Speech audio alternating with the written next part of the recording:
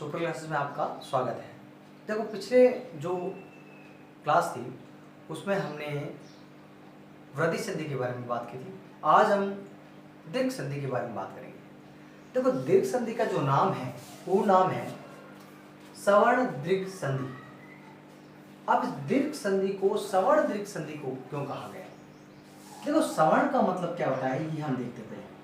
सवर्ण का मतलब है कि जो बनने वाले यानी जो दो वर्ण मिलते हैं, दो वर्णों का मेल होता है, उन दो वर्णों का मेल यानी वो जो दो वर्ण होते हैं दोनों तरफ, वो सवर्ण होने चाहिए। सवर्ण से मतलब है कि उनका उच्चारण स्थान और उनका प्रयत्न स्थान दोनों समान होना चाहिए।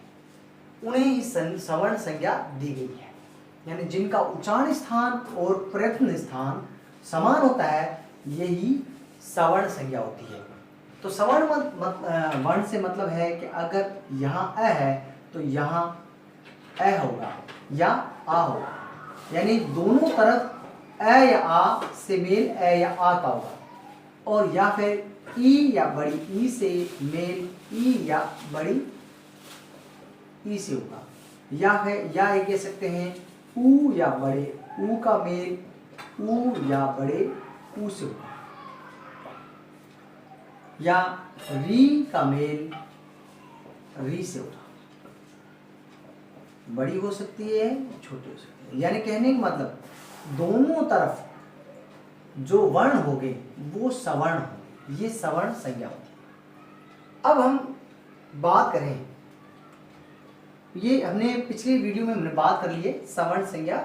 सवर्ण यानी जो प्रत्यय है दो प्रकार के होते हैं, बाह्य यत्न और आंतरिक यत्न, और उच्चारण स्थान 8 प्रकार के होते हैं। ये हमने पहले पिछले वीडियो में बात कर ली है।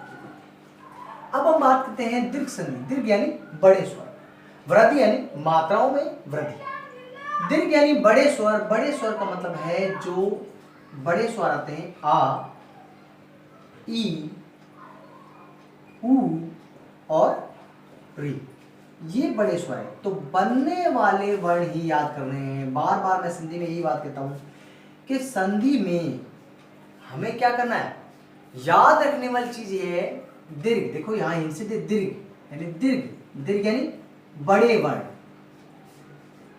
और वृद्धि यानी मात्राओं में वृद्धि। बड़े वर्ण याद करने हैं, यानी जो पद होता है उन पदों में बड़े वर्ण आएंगे और वहीं से उनके दो टुकड़े होंगे। 2 या 3 संधि में जितने भी टुकड़े होते हैं वहीं से उनका टुकड़े होंगे, यानी वहीं से संधि विच्छेद होगा। जैसे आ आ आ आ, ई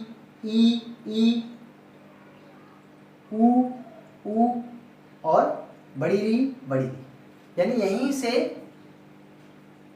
आपके दो विभाजन यानी दो शब्दों में बनेगा, यहीं से संधि विच्छेद होगा।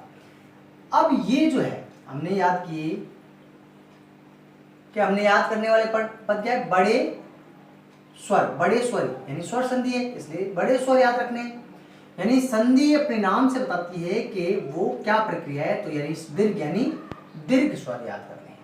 अब बनने वाले क्या है, दीर्घ स्वर ही है। ये बने हुए पद है यानी समस्त पद है, एकल पद। अब आ है, आ किससे बनेगा, अ या आ का मेल अगर अ या आ से होता है।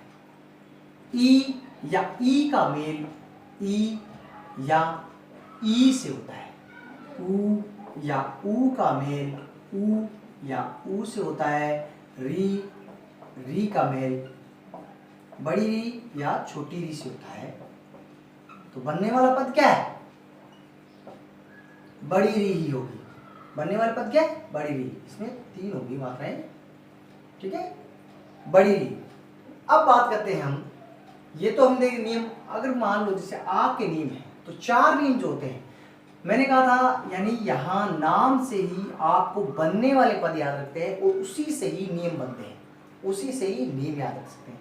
नियमों को याद रखने की जरूरत नहीं है, आपको मेन चीज याद रखनी है। तो हिंट भी अगर माने, ट्रिक भी अगर माने इसकी, अगर हम ट्रिक भी माने तो क्या है, ट्रिक यही है कि बड़े जो पद हैं वो ही ट्रिक है। जहां जिन पदों में जिन पदों में अगर बड़े स्वर आते हैं और वहां से टुकड़े होते हैं, इसका मतलब है वो आपके सवर्ण दीर्घ संधि है। अब बात करते हैं सवर्ण दीर्घ संधि है। अब बात करते हैं हम उदाहरण की। तो दैत्यारी, दैत्यारी यानी आ की मात्रा है, यहीं से टुकड़े होंगे, तो एक बनता है दैत्य, दूसरा बनता है अरि, यानी अ और ए का मेल आ बना। शशांक, सस है, धन है, अंक,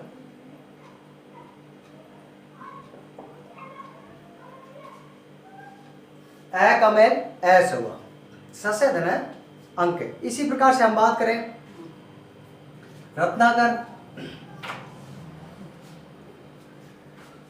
रत्न, धन है, आकर,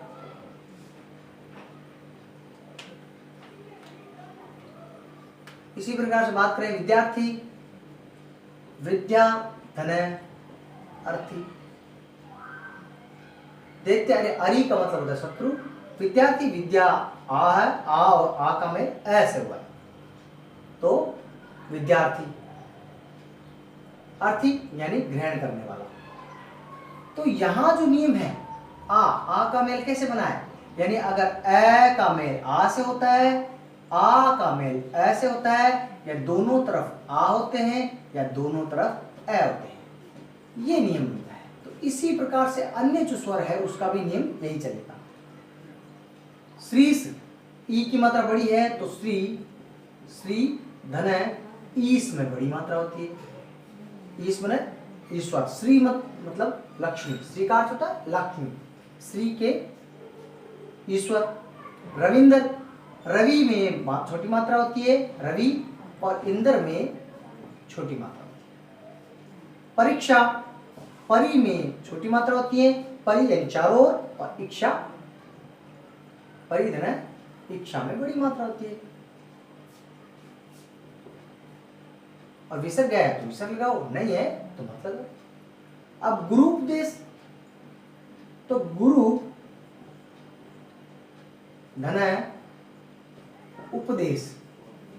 अब यहां हम जो रू है, रू में हमें कैसे पता है छोटी मात्रा है या बड़ी मात्रा। देखो र जो होता है, अगर र में ऊ की मात्रा छोटी होती है तो यहाँ पर ऊ की मात्रा मिली हुई, अगर र में बड़ी मात्रा होती है तो ऊ की मात्रा यहाँ पर एक डैश सा बन के फिर बाद में ऊ की मात्रा लगेगी, यानी यहाँ पर मिला नहीं होगा। तो ये बड़ी ऊ की मात्रा है और ये छोटे ऊ की मात्रा है, यह हमें ध्यान रखना है। किताबों में ध्यान से देख सकते हो आप प्रिंटेड में। अब इसी प्रकार से वधु उत्सव, तो वधु, धन है, उत्सव, वधु में छोटी ऊ की मात्रा होती है, वधु में बड़े ऊ की मात्रा होती है। इसी प्रकार से होत्रिका, अब होत्रिका जो शब्द है, अब यहां मात्रा जो दो मात्रा है वो हमने देखा है कि यहां री की बड़ी मात्रा है तो हो त्र, जो यज्ञ करने वाला होता है उसे होत्र कहते हैं, होत्रिका, होत्र धन का, होत्र धन रिका, रिका।